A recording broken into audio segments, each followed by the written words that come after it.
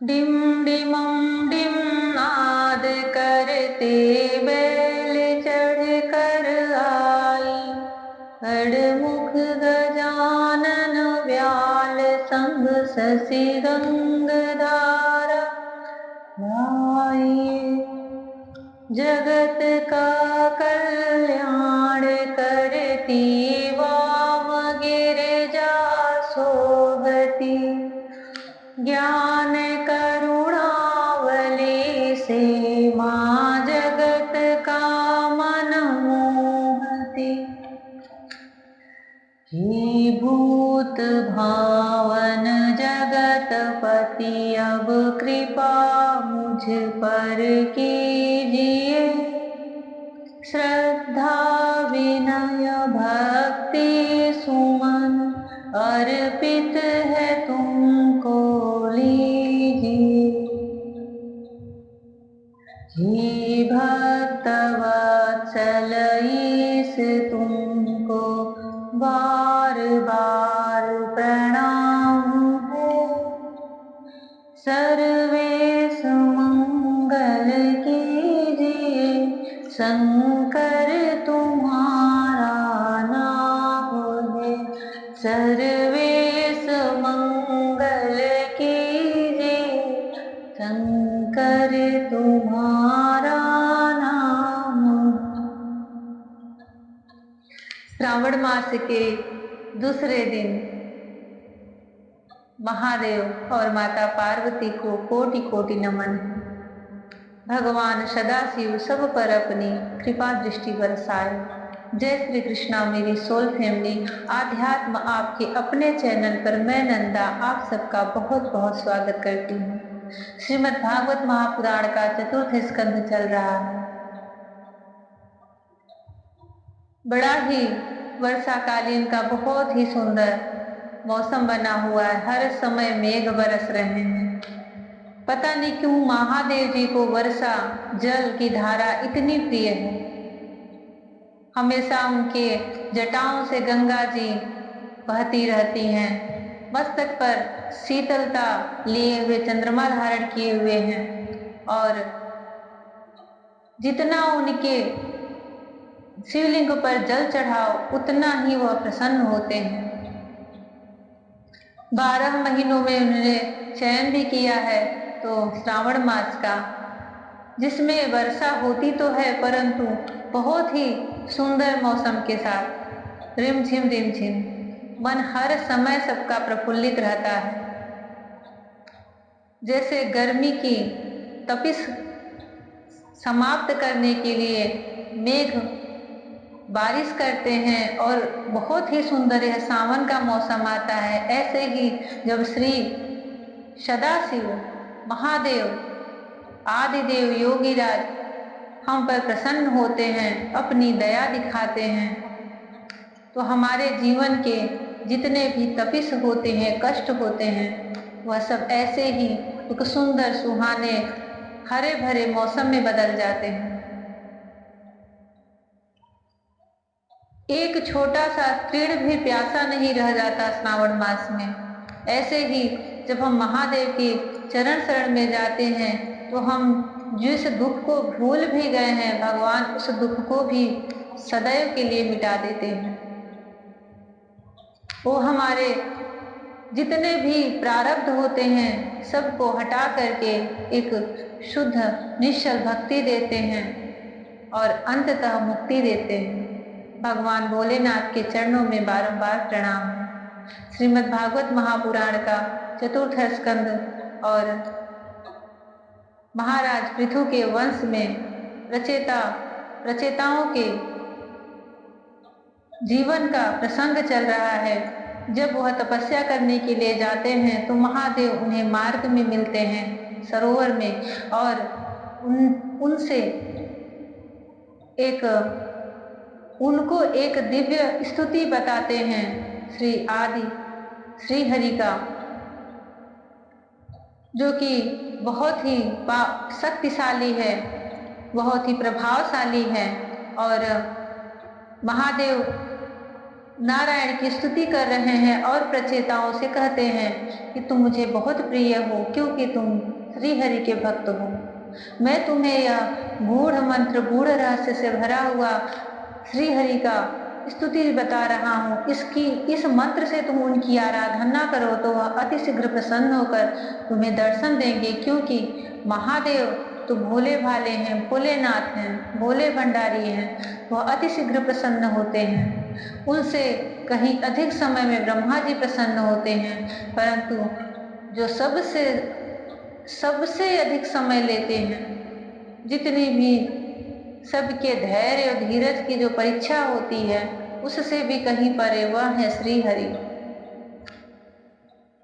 आपकी हिम्मत है तो आगे बढ़ो, नहीं तो वहीं से लौट जाओ। बहुत समय में वह प्रसन्न होते हैं, पर जब प्रसन्न हो जाते हैं तो फिर सृष्टि में कोई ऐसी चीज नहीं है जो आप प्राप्त न कर सकें। महादेव भगवान श्री हरि श्री कृष्ण की स्तुति कर रहे हैं। प्रभु, चित्त शुद्धि की अभिलाषा रखने वाले पुरुष को आपके इस स्वरूप का निरंतर ध्यान करना चाहिए। इसकी भक्ति ही स्वधर्म का पालन करने वाले पुरुषों को अभय करने वाली है। स्वर्ग का शासन करने वाला इंद्र भी आपको ही पाना चाहता है तथा विशुद्ध आत्मज्ञानियों की गति भी आप ही है। इस प्रकार आप सभी देहधारियों के लिए अत्यंत दुर्लभ है। केवल सत्पुरुषों के लिए केवल भक्तिमान पुरुष ही आपको पा सकते हैं।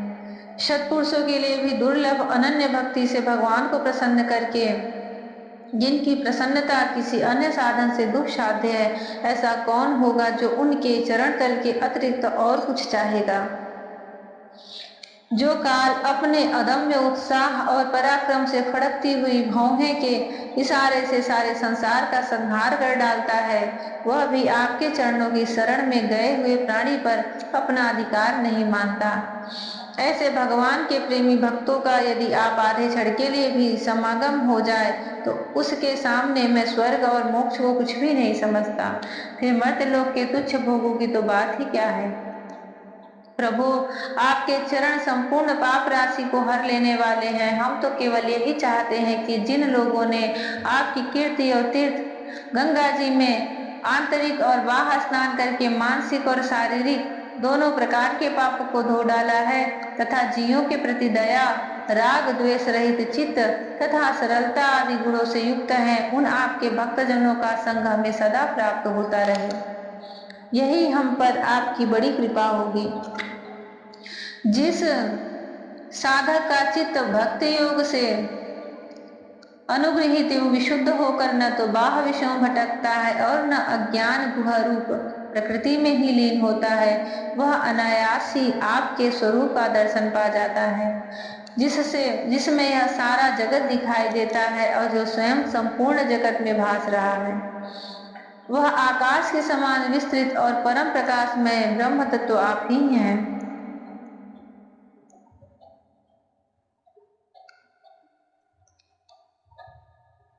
भगवान, आपकी माया अनेक प्रकार के रूप धारण करती है। इसी के द्वारा आप इस प्रकार जगत की रचना, पालन और संहार करते हैं जैसे यह कोई सद्वस्तु हो, किंतु इससे आप में किसी प्रकार का विकार नहीं आता। माया के कारण दूसरे लोगों में ही भेद बुद्धि उत्पन्न होती है। आप परमात्मा पर वह अपना प्रभाव डालने में असमर्थ होती है। आपको तो हम परम स्वतंत्र ही समझते हैं। आपका स्वरूप पंचभूत, इंद्रिय और अंतःकरण के प्रेरक रूप से उपलक्षित होता है। जो कर्मयोगी पुरुष सिद्धि प्राप्त करने के लिए तरह तरह के कर्मों द्वारा आपके सगुण साकार स्वरूप का श्रद्धा पूर्वक भली भांति पूजन करते हैं, वे ही वेद और शास्त्रों के सच्चे मर्मज्ञ हैं। प्रभु, आप ही अद्वितीय आदि पुरुष हैं। सृष्टि के पूर्व आपकी माया शक्ति सोई रहती है, फिर उसी के द्वारा सत्व, रज और तम रूप गुणों का भेद होता है और इसके बाद उन्हीं गुणों से महतत्व, अहंकार, आकाश, वायु, अग्नि, जल, पृथ्वी, देवता, ऋषि और समस्त प्राणियों से युक्त इस जगत की उत्पत्ति होती है। फिर आप अपनी ही माया शक्ति से रचे हुए इन जरायुज, अंडज, स्वेदज और उद्भिज भेद से 4 प्रकार के शरीर में अंश रूप से प्रवेश कर जाते हैं। और जिस प्रकार मधुमक्खियां अपने ही उत्पन्न किए हुए मधु का आस्वादन करती हैं, उसी प्रकार वह आपका अंश उन शरीरों में रहकर इंद्रियों के द्वारा इन तुच्छ विषयों को भोगता है। आपके उस अंश को ही पुरुष या जीव कहते हैं। प्रभु, आपका तत्व ज्ञान प्रत्यक्ष से नहीं अनुमान से होता है। प्रलय काल उपस्थित होने पर काल स्वरूप आप ही अपने प्रचंड एवं असहावेग से पृथ्वी आदि भूतों को अन्य भूतों से विचलित कराकर समस्त लोकों का संहार कर देते हैं। जैसे वायु अपने असहनीय एवं प्रचंड झोंकों से मेघों द्वारा ही मेघों को तितर बितर करके नष्ट कर डालती है। भगवान, यह मोहग्रस्त जीव प्रमादवश हर समय इसी चिंता में रहता है कि अमुक कार्य करना है, इसका लोभ बढ़ गया है और इसे विषयों की ही लालसा बनी रहती है।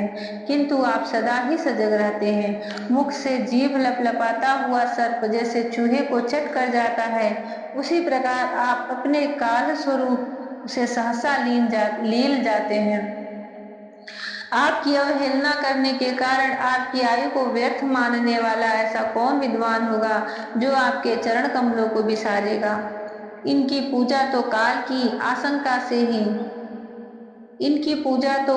आशंका से ही हमारे पिता ब्रह्मा जी और स्वयंभू आदि 14 मनुओं ने भी बिना कोई विचार किए केवल श्रद्धा से ही की थी। ब्राह्मण, इस प्रकार सारा जगत रुद्र रूप काल के भय से व्याकुल है। अतः परमात्मन, इस तत्व को जानने वाले हम लोगों के तो इस समय आप ही सर्वथा भय शून्य आश्रय हैं। राजकुमारों, तुम लोग विशुद्ध भाव से स्वधर्म का आचरण करते हुए भगवान में चित्त लगाकर मेरे कहे हुए इस स्तोत्र का जप करते रहो। महादेव जी की स्तुति समाप्त हुई, पूरी हुई। अब वह राजकुमारों से कह रहे हैं जो प्रचेता लोग थे कि तुम लोग अपने मन को शुद्ध करके शुद्ध भाव से भगवान में चित्त लगाकर मेरे कहे हुए इस स्तोत्र का जप करते रहो। भगवान तुम्हारा मंगल करेंगे। तुम लोग अपने अंतःकरण में स्थित उन सर्वभूतांतर्यामी परमात्मा श्री हरि का ही बार बार स्तवन और चिंतन करते हुए पूजन करो। मैंने तुम्हें यह योगादेश नाम का स्तोत्र सुनाया है। इस स्तोत्र को जो अभी महादेव जी ने संपूर्ण किया है, उसे योगादेश के नाम से कहा जाता है। इसका प्रतिदिन पाठ करने से भगवान श्री हरि, भगवान श्री कृष्ण बहुत प्रसन्न होते हैं, क्योंकि यह उनके आराध्य के द्वारा गाया हुआ स्तोत्र है।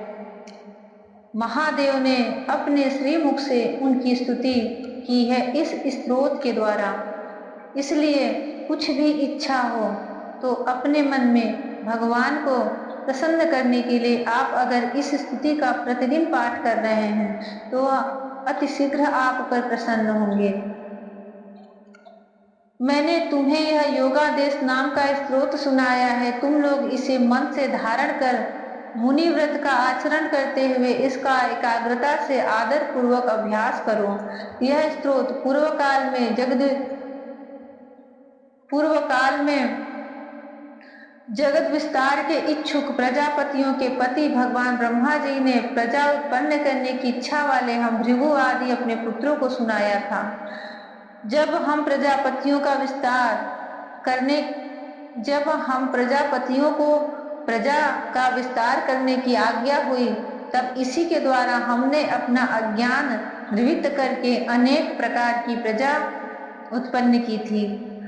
अब भी जो भगवत परायण पुरुष इसका एकाग्र चित्त से नित्य प्रति जप करेगा उसका शीघ्र ही कल्याण हो जाएगा।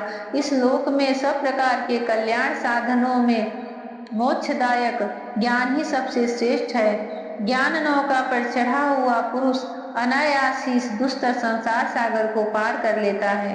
यद्यपि भगवान की आराधना बहुत कठिन है, किंतु मेरे कहे हुए इस स्तोत्र का जो श्रद्धा पूर्वक पाठ करेगा वह सुगमता से ही उनकी प्रसन्नता प्राप्त कर लेगा।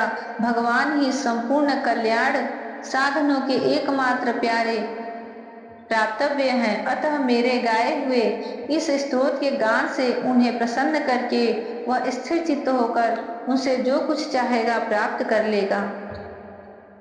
महादेव जी स्पष्ट बोल रहे हैं कि जो कुछ भी आपको चाहना है, जो कुछ भी आपकी आवश्यकता है, आपकी जरूरत है, आप श्री हरि से उसे प्राप्त कर सकते हो सिर्फ इस स्तुति, इस स्तोत्र के द्वारा।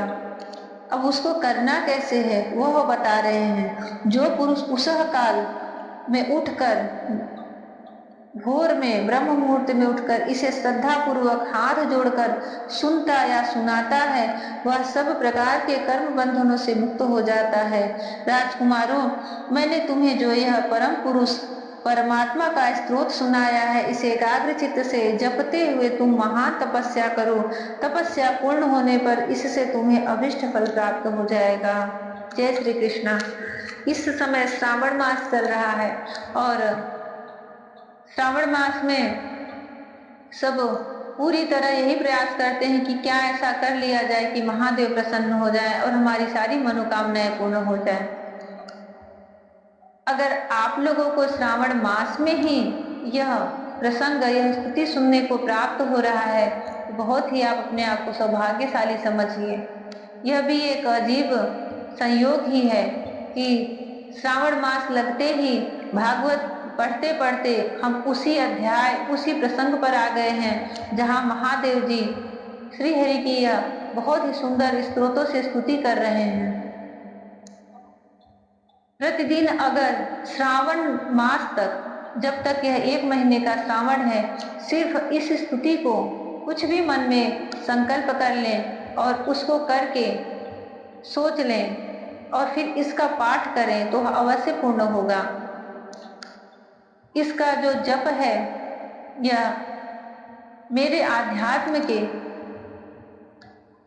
योगा, इस स्तुति का नाम है योगादेश और मैं इसका उसमें नाम भी डाल दे रही हूँ। पर यह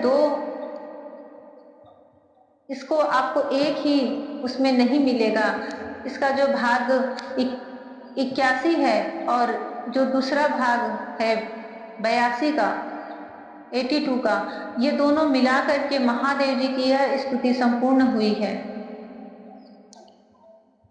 जब भी इसको पढ़ने की, सुनने की इच्छा हो तो इसका जो श्रीमद् भागवत महापुराण के चतुर्थ स्कंद में जो भाग 81 लिखा हुआ है, वहां से वह प्रारंभ होती है और उसको मैंने स्पष्ट प्रारंभ करने से पहले ही बोल दिया है कि अब स्तुति प्रारंभ हो रही है और इसकी समाप्ति अभी इस भाग में हुआ है। जिसको भी कुछ भी प्राप्त करना है, पर इसमें स्पष्ट बोल रहे हैं प्रजा उत्पन्न करने के लिए, संतान के लिए। ब्रह्मा जी ने जो प्रजापति थे, भृगु, रुद्र, इन सबको प्रजा के लिए आज्ञा दी, प्रजा उत्पन्न करने के लिए, सृष्टि बढ़ाने के लिए, तो उन लोगों ने भी इसी स्त्रोत के द्वारा भगवान श्रीहरि की आराधना की थी और फिर अपनी अज्ञानता को नष्ट करके विभिन्न प्रकार की प्रजा उत्पन्न की थी।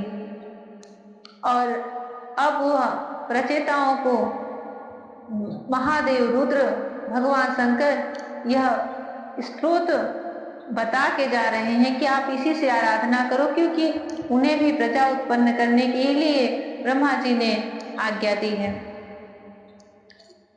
इसके जप से तो हर प्रकार की मनोकामना पूर्ण होगी, महादेव जी स्वयं बोल रहे हैं। परंतु विशेषकर अगर इसमें संतान प्राप्ति की इच्छा करनी है तो उसके लिए बहुत अधिक लाभ मिलेगा। बहुत ही कम प्रसंग ऐसे भागवत में आते हैं, क्योंकि यह मोक्षदायिनी है, मुक्तिदायिनी है। यह जीवन संसार के इस काल चक्र से छुड़ाने वाली है। तो यहाँ पे ऐसे अनमोल प्रसंग, स्तोत्र, स्तुति बहुत अधिक नहीं है, पर जो हैं वह इतने दिव्य हैं कि उन्हें वेद व्यास जी को लिखना ही पड़ा है। हमारे जीवन का मार्गदर्शक है यह श्रीमद् भागवत महापुराण, हमारा जीवन ही है, जीवन जीने की पूरी कला है और साक्षात भगवान श्री कृष्ण है। जैसी आपकी इसमें श्रद्धा रहेगी, निष्ठा रहेगी, उसके हिसाब से आपकी सारी इच्छाएं अवश्य पूर्ण होती हैं। आप जो कुछ भी चाहो, अभी आपको संसार में रह के बहुत ही सुख भोगना है, वह भी चीजें प्राप्त होती। भगवान श्री कृष्ण को प्राप्त करना है तो वह भी चीजें प्राप्त होती, जो कि सबसे अधिक दुर्लभ है।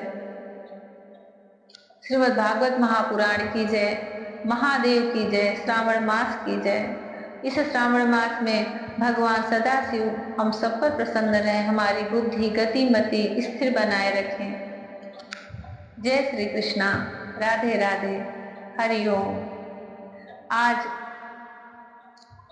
श्रावण के दूसरे दिन मुझे महादेव के आशीर्वाद के रूप में 5 पत्ते का बेलपत्र मिल गया